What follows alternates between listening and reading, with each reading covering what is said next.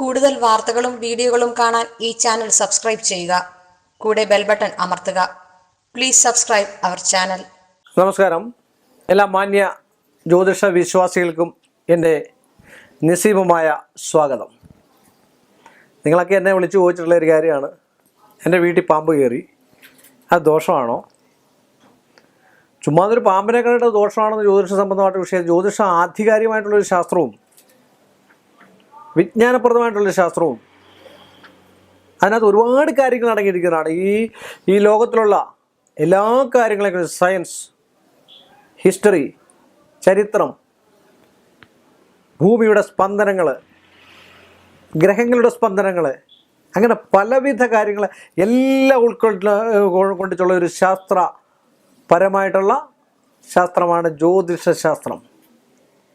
അത് അംഗീകരിക്കാത്ത എന്താണ്? നെപ്റ്റ്യൂണും പ്ലൂട്ടോ ഇങ്ങനെയൊക്കെ പറഞ്ഞ്, സൺ, ജൂപ്പിറ്റർ ഇങ്ങനെയൊക്കെ പറഞ്ഞു കഴിഞ്ഞാൽ അതൊക്കെ നമ്മൾ വിശ്വസിക്കും അല്ലേ? അപ്പോൾ അതുകൊണ്ട് പാമ്പ് കയറിയാൽ എന്ത്, രാഹു കേതു എന്നൊക്കെയാണ് ഞങ്ങൾ പറയുക അല്ലേ? അതിൻ്റെതായിട്ടുള്ളതുണ്ട്. ഗ്രഹം എന്ന് പറഞ്ഞാൽ കണ്ടുപിടിച്ചത് പഴയ കാലത്തെ ആചാര്യന്മാർ കണ്ടുപിടിച്ചതാണ്. പിന്നെ ഐസക് ന്യൂട്ടൻ കണ്ടുപിടിച്ചത്. രണ്ടും ഒന്ന് തന്നെ. ആകർഷണം, ഗുരുത്വം. ഗ്രഹം എന്ന് പറഞ്ഞാൽ അതിൻ്റെ അർത്ഥം അത് തന്നെ. സംസ്കൃത വേദിയിലെടുത്ത് നോക്കുക അല്ലേ? ഇതൊക്കെ പഴയ കാലത്തും ഉണ്ടായിരുന്നു. പിന്നീട് കണ്ടുപിടിച്ചു എന്നേ ഉള്ളൂ. പുതിയതായിട്ടൊരു സാധനം ആരും കണ്ടുപിടിക്കുന്നില്ല. അതിന് മോഡലുകളൊക്കെ വരുത്തി ഇങ്ങനെ ചെയ്യുന്നതെന്ന് മാത്രമേ ഉള്ളൂ. അതുകൊണ്ട് പാമ്പ് ഡുണ്ടുബസ്പർശനാർഗ ഉരകം ചില സന്ദർഭങ്ങളിലൊക്കെ നമ്മുടെ വീട്ടിൽ കയറുക, സ്ഥിര സ്വപ്നം കാണുക, സ്ഥിരം നമ്മുടെ മേത്ത് വീഴുക, ഇങ്ങനെയൊക്കെ ചെയ്ത് കണ്ടു കഴിഞ്ഞാൽ എന്തെങ്കിലും നിമിത്തങ്ങൾ കാണിക്കണം. അത് ശ്രീകോവിലിനകത്ത്, ക്ഷേത്രത്തിലെ ശ്രീകോവിലിനകത്ത് പാമ്പ് കയറിയാൽ എന്തുകൊണ്ട് അവിടെ ദേവപ്രശ്നം നടക്കുന്നു? എന്തുകൊണ്ടാണ് ഒരു ക്ഷേത്രത്തിൽ ദേവപ്രശ്നം നടക്കുന്നത്? ഒന്നുകിൽ പാമ്പ് പിന്നെ കുളത്തിൽ ചത്തു വീഴുക, അല്ലെങ്കിൽ സർപ്പം പിന്നെ ശ്രീകോവിലിനകത്ത് കയറുക, അല്ലെങ്കിൽ സർപ്പം പിന്നെ മൃതിയടയുക. ഇങ്ങനെയൊക്കെ ചെയ്യുമ്പോൾ ഭഗവാൻ ഒരു നിമിത്തം കാണിച്ചു തരുന്നു. എന്തൊക്കെയോ നിനക്ക് വരാൻ പോകുന്നു അല്ലേ?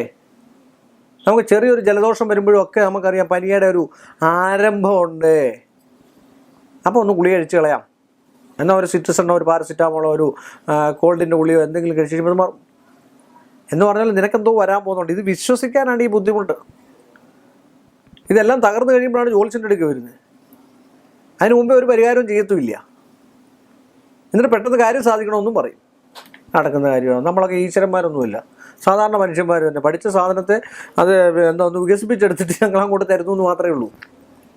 എന്ന് പറഞ്ഞ പോലെ പാമ്പ് കയറുന്ന ഒരു നിമിത്തമാണ്. എന്തോ നിനക്ക് വരാൻ പോകുന്നു. ഞാൻ ഇന്നാളിലും പറഞ്ഞു, എന്നോട് ചില ആൾക്കാർ ചോദിക്കും മഴ പെയ്യുക, ഇന്ന് മഴ പെയ്യുമോ എന്ന്. കളിയാക്കിയായിരിക്കും ചോദിക്കുന്നത്. എനിക്ക് അന്നേരം അറിയാം ആളുടെ മുഖത്ത് നോക്കിയാൽ എന്തോ ആളിന് വരാനുണ്ട്. ഞാനതിനെ ഒന്ന് ഇളിച്ച് കാണിക്കും, അല്ലെങ്കിൽ ഇളിപ്യനായ രീതിയിൽ വെച്ചിരിക്കും. വന്നാട്ടെ, ഒരു 100 തന്നു കഴിഞ്ഞാൽ ഞാൻ പറഞ്ഞുതരാം, അല്ലെങ്കിൽ 500 തന്നു കഴിഞ്ഞാൽ പറഞ്ഞുതരാം. 100 ആരും കൊടുക്കില്ല, എന്നാലും പോട്ടെ, അത് ഞാനങ്ങ് പറഞ്ഞതേ ഉള്ളൂ. അപ്പോൾ അങ്ങനെ ദക്ഷിണ വന്നു കഴിഞ്ഞാൽ മഴ പെയ്യുമെന്ന് പറയുന്നതിന് എനിക്കെന്താ കുഴപ്പം? ഒരു കുഴപ്പമില്ല. എന്ന് പറഞ്ഞ പോലാണ് ഒരു നിമിത്തം നമ്മളെ കാണിച്ചു തരാനായിട്ട്. നമുക്ക് എന്തൊക്കെയോ വരാനുണ്ട്. അതുകൊണ്ട് എത്രയും പെട്ടെന്ന് എന്തെങ്കിലുമൊക്കെ ഒരു പരിഹാരം ചെയ്തു കഴിഞ്ഞാൽ കുടുംബത്തിന് ഐശ്വര്യം ഉണ്ടാകും, സമ്പൽ സമൃദ്ധി ഉണ്ടാകും എന്ന് പറഞ്ഞുകൊണ്ട് ഈ എപ്പിസോഡ് ഞാനിവിടെ വൈൻഡപ്പ് ചെയ്യുന്നു. മറ്റൊരു എപ്പിസോഡിൽ കാണുന്നവരെ എല്ലാ മാന്യ പ്രേക്ഷകർക്കും എൻ്റെ വിനീതമായ നന്ദി, നമസ്കാരം. കൂടുതൽ വാർത്തകളും വീഡിയോകളും കാണാൻ ഈ ചാനൽ സബ്സ്ക്രൈബ് ചെയ്യുക. കൂടെ ബെൽ ബട്ടൺ അമർത്തുക. Please subscribe our channel.